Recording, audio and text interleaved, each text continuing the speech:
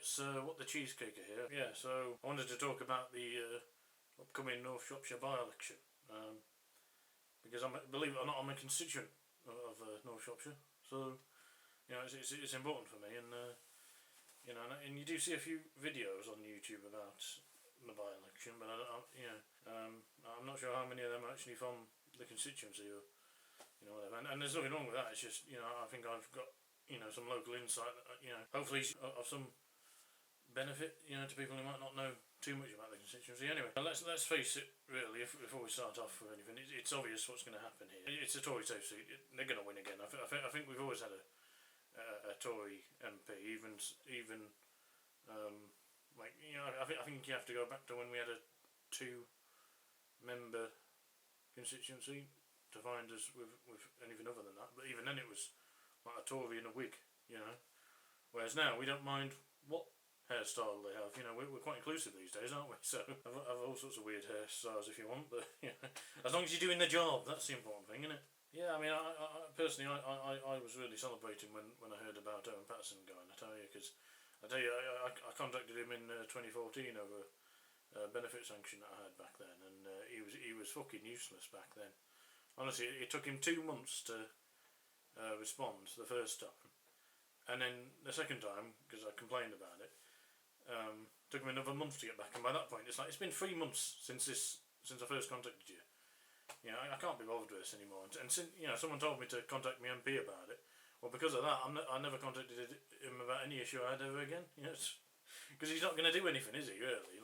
Completely glad to see he's gone, because he was utterly useless. I don't know what other constituents experience with him might have been, but personally, I don't think he gave a shit. He's just collecting the money and all that. I was thinking that's probably why it took him 2 months to get back to me. Actually, he's probably too busy lobbying. Finally, we're going to get on to the local issues that I care about. And this might be different for other people, but these are the things that I feel strongly about.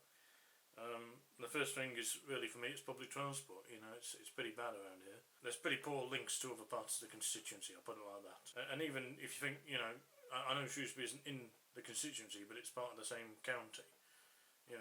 It's still in Shropshire. So it's the capital of Shropshire, so you better hope we're in the same.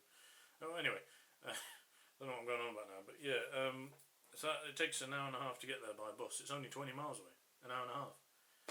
How do you justify that? So I remember when I was going to college, 7 or 8 years ago now, it was a massive hassle fucking getting there, just because of that. And I think the final bus back from Shrewsbury is 6:05, but it stops in Wem, so that's like halfway through the service, and you think, well, hang on a minute, why are you putting the service on but stopping it halfway through? What's all that about? Just do the whole fucking thing. So they stop the buses at about 6 o'clock. We used to have a bus from here to Market Drayton, the town I live in. The town I live in to Market Drayton, I should say. And so I don't know what happened to that, because I've got family who live in Market Drayton, so it'd be nice to see them, and also it'd open up potentially, if you can't drive, you could look in Market Drayton for jobs, but because there's no public transport, if you can't drive, how are you supposed to get there? So it's a bit stupid, really, but there's no buses to these parts of the constituency, and it's like, you list these places as major settlements, so why can't we, so I don't know, I just like to see it a bit more, a bit better linked up in that way. If that makes any sense, I don't know, but I'm sure someone will tell me I'm talking nonsense if that doesn't, but yeah, I'll talk about trains for a bit as well. Bloody hell, he's a boring bastard, but yeah. So trains are a bit better, I suppose. It takes half an hour to get to Shrewsbury by train rather than an hour and a half by bus, so but it is more expensive by train, which will be of no surprise to anyone. But there you go. Yeah, they're expensive everywhere in this fucking country, aren't they? There's sort of tends to be the case that it's like one train every 2 hours around here. Anyway, yeah, and the last train coming back from Nantwich way, it used to be, I think, 11:30, or 20 past 11 anyway, from before the pandemic, got really bad. And now it's 9:30, and you think, well, what's happened? Does the pandemic stop? Does it get really bad after 9:30? What the hell's gone on here? Why is the last train now 2 hours earlier than it used to be. You know, and you used to at least be able to get, you know, a few drinks in. You know, you didn't used to have to start your night out really early. I mean, you know, I suppose 7 o'clock, but yeah, it's not too early, is it? But you know, whereas now, if you want to get properly drunk before you get the train home, you got to probably start at, you know, 4 or 5 in the afternoon. So, you know, and there's no real nightclubs here either. So it's, you know, it's not like you're gonna, you know, go to a nightclub after you get off the train. Yeah. So yeah, you know, the nightlife could be a lot better. You know, maybe that's part of what's driving young people away from the constituency, is like a nightlife, and you know, also lack of job opportunities. I've seen it myself, where there just isn't that much when you have a look. You know, there just isn't that many different kinds of jobs available.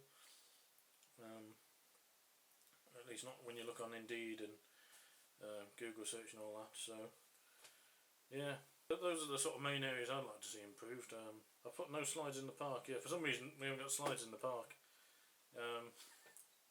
Yeah, but we've got like these sort of I don't know what you call them, but like screwed down exercise bikes, basically. You know, I don't know who's using them, but you know, whatever. You know, have them.